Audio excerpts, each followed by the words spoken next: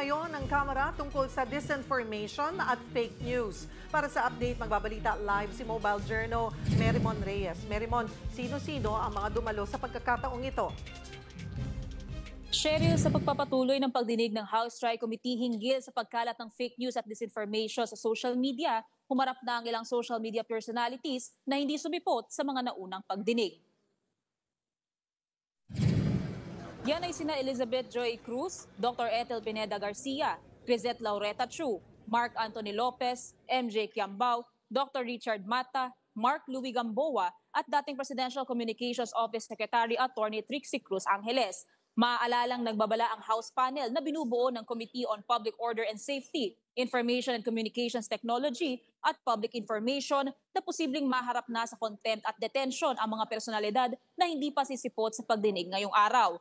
Tumatayo namang Collaborative Legal Counsel si dating Secretary Silvestre Bello sa mga ito.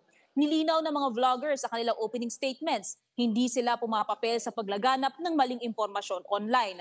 Nandito rin sina CIDG Chief Police Major General Nicolas Torre, PCG spokesperson for the West Philippine Sea Commodore J. Tariela at COMELEC spokesperson Attorney Rex Laudianco at Press Officer Yusek Claire Castro na magsisilbing resource persons sa usapin ng regulatory at enforcement measures laban sa disinformation. Pati ang TikTok ay inaasahang magbabahagi ng kabuoang larawan at lagay ng online platform na ito sa kalagitnaan ng pagkalat ng disinformation. Nasimulan na rin pag-usapan ang tila kumakalat na fake news online na sinasabing sakop ng bansang China ang Luzon Islands at Palawan. Ayon kay Commodore J. Tariela, ito ay tila isa na namang maling naratibong dapat kalabanin.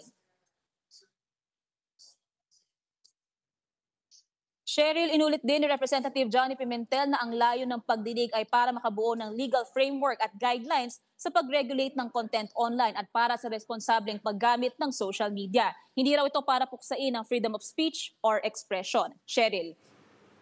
Maraming salamat, Mobile Journal Merimon Reyes.